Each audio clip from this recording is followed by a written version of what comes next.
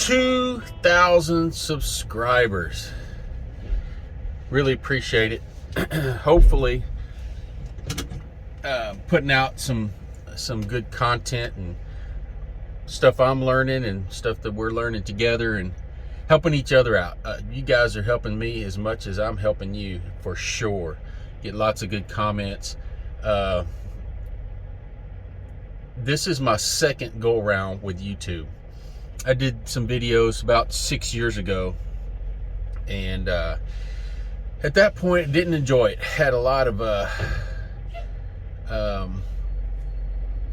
negative comments on my videos, and this time around same thing happened. First 4 or 5 months, so many negative comments, and then all of a sudden most of those guys fell by the wayside, and I'm left with you guys, and really appreciate it, you tuning in, and we're helping each other out. So last week I didn't put out a video. It was a busy week. Had a lot of stuff going on, and a lot of traffic here this morning. And so last week, my numbers, I didn't put out my gross numbers, but I'll do that real quick here, and won't go into detail obviously right now, but I worked 3.5 days last week.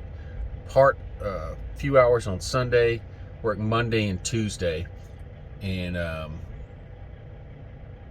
got home Wednesday. So basically 3 full days. But a lot of miles in there. I did 1,700 miles and made $4,300. The week started out with me on the load board. This run that I'm on right now, the one I call my dedicated run, is slowing down more than it should at this time of year. So they're losing part of their warehouse, which means they're going from about 5 runs a day down to 3, maybe 2 runs a day. And there are 3 of us who've been on this thing for about a year now. And I started out doing this I think I did my first run of this back in May when I was with F2F. And since then, it started off as, I'd get one here and there, and then all of a sudden, I became one of the guys on the account. So it's really worked out. But however, things change, always change, and so you got to adapt. And so this week, last week, it was slow. So I started out on the load boards. I picked up a load, headed over to Louisiana. Then I got a load from Louisiana up to Arkansas. It happened to be an empty Amazon trailer. And as I was taking that one up there, I got a call for this run saying, I got a couple for you. So I deadheaded 250 miles to come down here and get this one.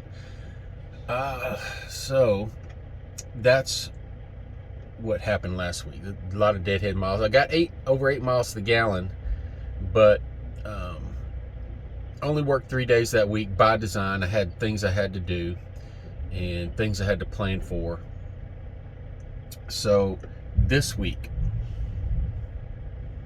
it's fun to watch people backing up. I'm not making fun of anybody, but this one out here is one of those things where you kick yourself because you have so much room out there, and there's so much room. Normally you don't have very much room to pull into these spots, but there's so much room out there, you mess yourself up but trying to get into these spots, and people hit the curve out there when they don't, there's no need to, and for whatever reason, that wide open space, it just makes it difficult to get in here. But what was I saying? Oh, so yes, he's gonna start all over again. But yeah, so last week, $4,300, 1,700 miles, over 8 miles a gallon. But I needed to get home. I had things I had to do. I signed on my first, I'll call them partner, like, you know, F2F calls them partners. That's what I'm going to call them, partners, because signed on my first owner operator to my authority. And we are really learning this together. Fortunately, I got somebody who was willing to be the guinea pig. And so we're learning this as we go. And so far it's gone pretty smooth, fortunately. And if it continues to go this way, I'll be doing it again here before long. And if you guys are interested, I will definitely put out a vlog and let you guys know what the terms are and all that. So anyway, had that going on. And my old truck, she needs some TLC. Just over this, I've had it for about 2 years now, and been a very good truck, very, very good truck. But even at that time, I noticed that didn't have quite as much power as it should, using a little bit of oil, and it's just gradually gotten worse. Carbon packing, if you don't know about Cummins, they are bad about what's called carbon packing, and you carbon around the rings, they polish the cylinders, you blow by, lots of oil use, and it just, at that point, the only thing you can do is at least an in-frame, replace the cylinders and linings and all that. So been debating, just $12,000 in 2 or 3 weeks in the shop, debating should I keep on running it till it just stops on me, but I've come to the conclusion that it needs to get done sooner rather than later. And I'm going to go ahead and take care of all the little things that are wrong with this truck, and maybe put a driver in this truck. We'll see. I like getting out. So, but I've got something in the works for when this truck goes in the shop, and I'll keep that as a surprise. Something I'm thinking about doing, little, I wouldn't call it a side hustle, but something to earn some money and maybe a learning experience while this one's sitting in the shop. But yeah, want to thank you guys for the 2,000 subscribers. Make sure you hit the like button. But anyway, a lot of things in the works. I'm going to do a load board look at the end of this video, so stay tuned for that. Look in that Chicago area. Somebody asked about that, and my first impression is Chicago. Yuck. I don't like driving in, around, or through Chicago. But you can make a good living up there if you can stay away from the toll roads. But thank you guys again, and hit the like button. Kenny, hit the like button. Welcome back. Hope you're all doing well. Hope your trucks are running good. I'm going to do a load board look today. I had somebody ask about Chicago and I think the Indianapolis area. Indianapolis, just fantastic area for freight of any kind. If you're up there, you're right in the middle of everything. So I'm going to take a look at Chicago. Definitely not my favorite place to drive. I steer clear of it. If I have something, I never take a load into Chicago anymore. And if I have something going up to, north of there somewhere, I'll steer away around it. Just seems like there's lots of tolls, lots of traffic.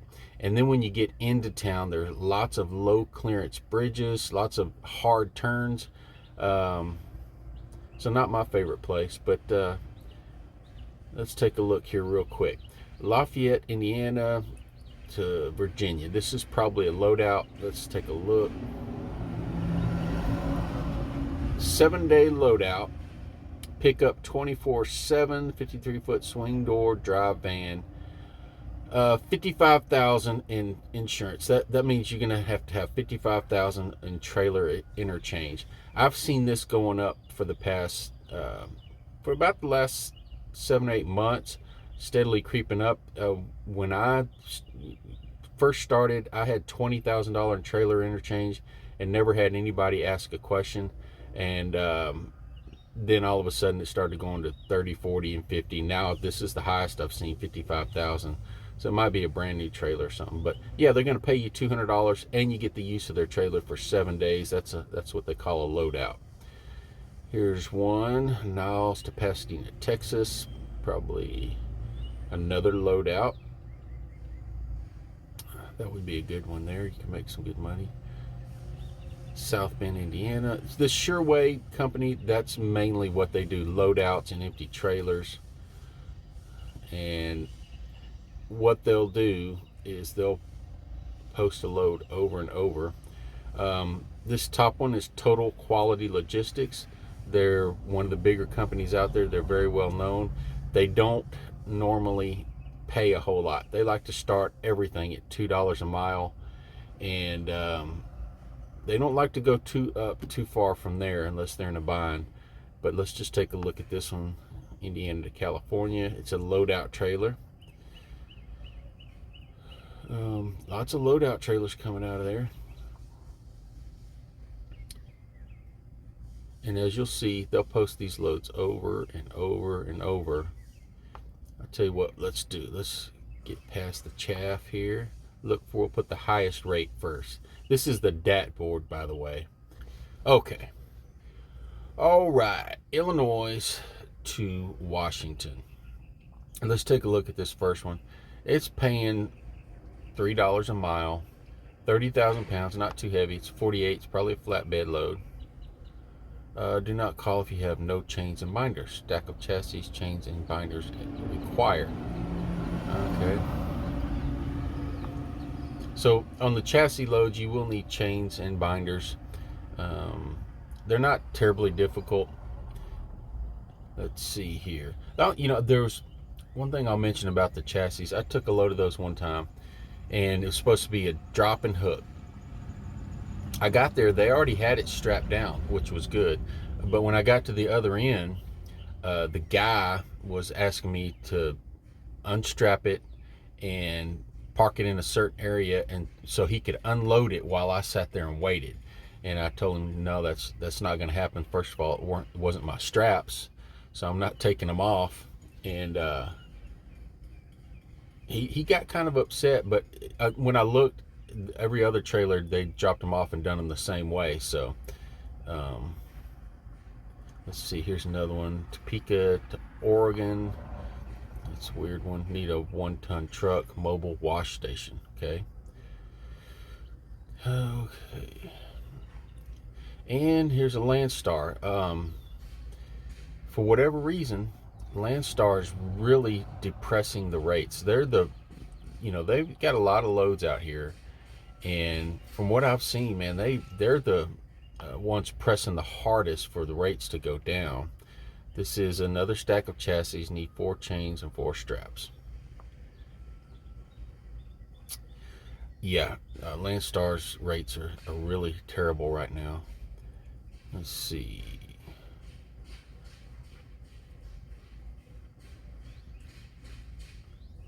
Here's one. What is that? $2.50 a mile to go to Seattle. They want $60,000. Look down there at the bottom. COI is a certificate of insurance, but when it says 60,000 like that, that means they want 60,000 in trailer interchange. Let's see. Now here's the ones that I like to look at. I look at all of them because you never know what they're going to say in the comments and how somebody's going to list them. But I like these round trips. Let's see what this one is. Columbia City, Indiana, round trip for $3,900. And of course, it doesn't give you any information. But these are the ones I like because if if that Columbia City is near your house, you pick up a trailer, you go out and do a round trip, and you're back at the house. This one right here at the top, Lafayette, Indiana, Phoenix, it's not even paying $2 a mile. That's a big ripoff there, especially going to, if you're taking anything into New Mexico or Phoenix, you better get a very good rate because you're going to have slim pickings coming out for power only. Here's another one, Bridgman to Odessa, Texas. That's another one where Odessa, Texas is out in West Texas, and there's very little coming out of there. So you better get a good rate going in. It's about a 300-mile deadhead to Dallas, which is the closest town, a big city. This one, Lafayette to West Valley, Utah, that's not a bad area for freight, but still, you should be getting more than $2 a mile, especially taking 43,000 through the mountains. But rates are low right now. Rates are very low, so, main thing to do is try to stay in your lane, the lane where the money is. So here's one going into New York. I'm going down to Georgia, paying $250. Let's take a look at this one. Staunton, Wisconsin to Midway, Georgia. Hook and drop. That's what you want to see. That is what I call just a regular power only. You spend 15 minutes hooking up to the trailer. You drop it off. You spend 15 minutes. Boom, you're done. And it makes that $2 and whatever that is, 40 cents a mile, look a whole lot better when there's no wasted time. If you can pick this up and get it done in a day and a half, there's no wasted time. Compare that to a dry van load that's paying $3, where you go in to pick up and it takes 2 hours to pick up. Same thing at the other end. In my opinion, if the rates are very close, I'm going with that power only load. A lot of stuff going down to Georgia.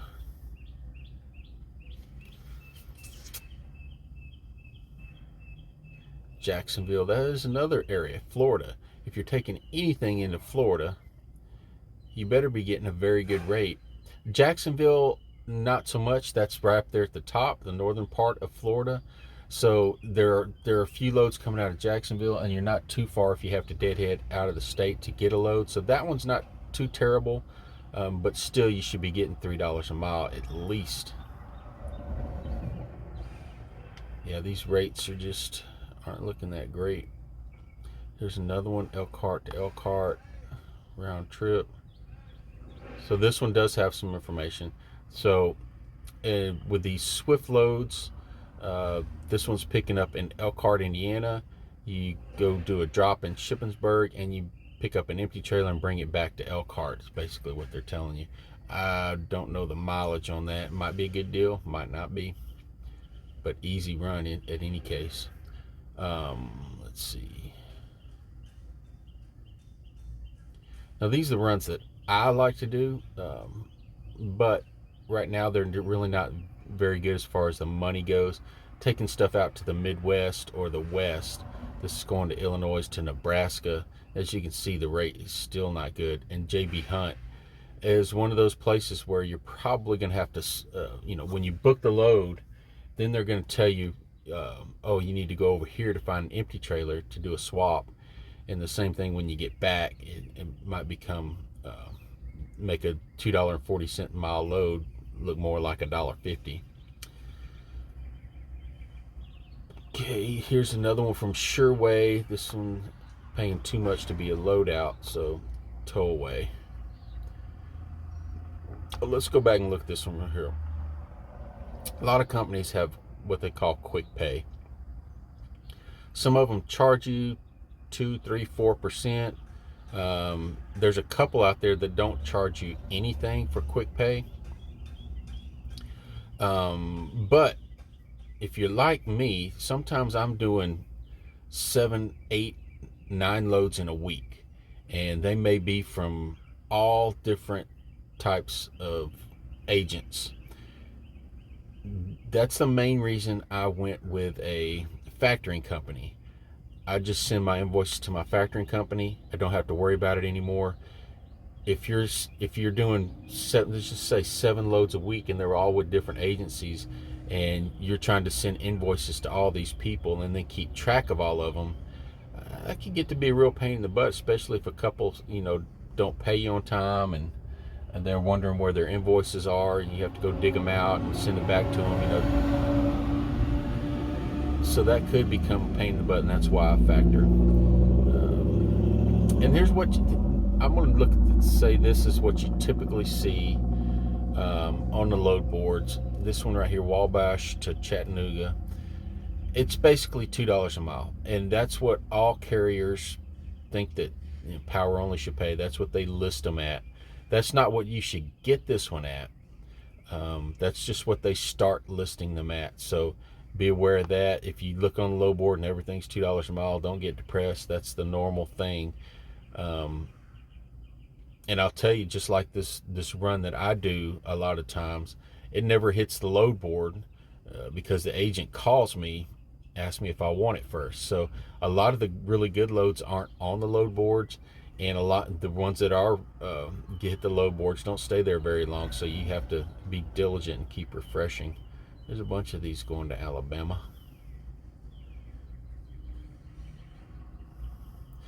And here's another thing that these people do. Just like this agency here, they may only have 2 of these loads going from Indiana to Birmingham, but they will list it over and over and over to try to keep it on top of the load board, so it's the first thing you see. But after a while it becomes monotonous because you're just trying to get to it a good load.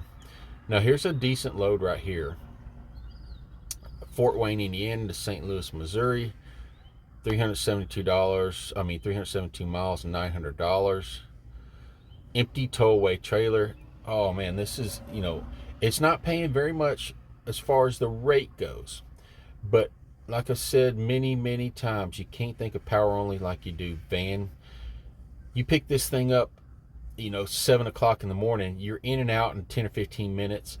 You drive 6 hours, you drop that thing off, you're done in 15 minutes. Now the good thing about this is, when power only, you're just going to be dropping it and you're going to be out of there in 10-15 minutes.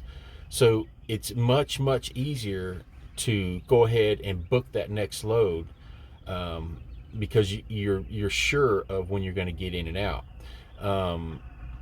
So you take this load, $900, doesn't pay much, but you're done by 2 o'clock.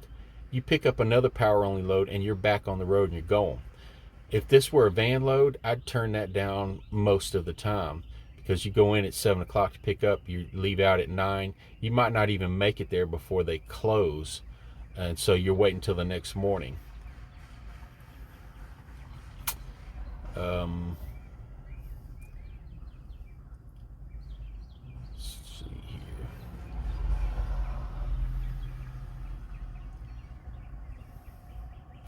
here. Ultimately, in power only, that's what you want, drop and hook. And the shorter runs are usually better.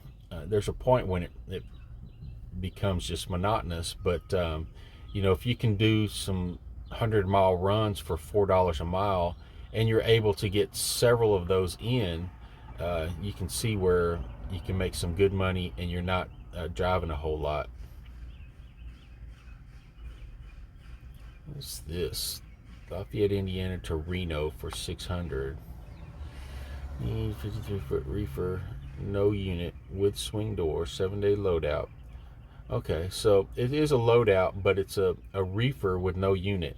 Now, there will be a big piece of metal covering a big hole in front of that thing. So be aware of that. You might show up at a shipper and they might say, "Oh, I'm not loading that." But also be aware that if you pick up a reefer, it has a different floor than a dry van, and some places will not load a dry van load on a reefer, so you have to make your calls first. So yeah, as you can see, let's see, where are we within 200-mile radius of Chicago. There are lots of loads. There's 1,200 and there's almost 1,300 loads here, and I'll keep going through here. Here's one right here. Chicago, Illinois to Jacksonville, Illinois. See what this is. It doesn't say exactly what it is, but I'm guessing it's just an empty trailer. This is one of those things I'm talking about where you can make some good money in a day and be home if you're in a good area. So it pays $2.75 a mile, something like that. You pick it up at 7 o'clock in the morning. it looks like you're done by noon. You're picking up another one. You can head straight back. $1,200 in a day. Easy day.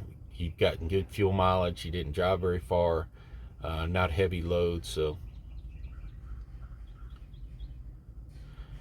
these always, let's see, always want to look at these when they're paying 50 cents a mile. Lafayette, Indiana to San Antonio.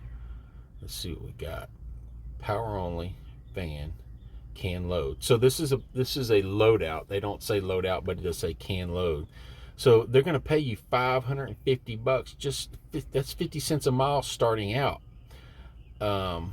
which makes whatever you able to put on there that much sweeter. All right, that was a Chicago load board look. I'm not going to do Indiana because Indiana is even a better market than this. So as you can see, you're just in a very good area up there. Let's take a look at just one more. Lafayette to Phoenix. No unit, swing door, 7A loadout. Trailer or trailer interchange coverage required. Okay, so, this is a loadout, but it is a reefer. And like I've said, you got to make your calls first if you're thinking about taking that one, because some of these companies will not load a load on a reefer trailer. All right, there you go.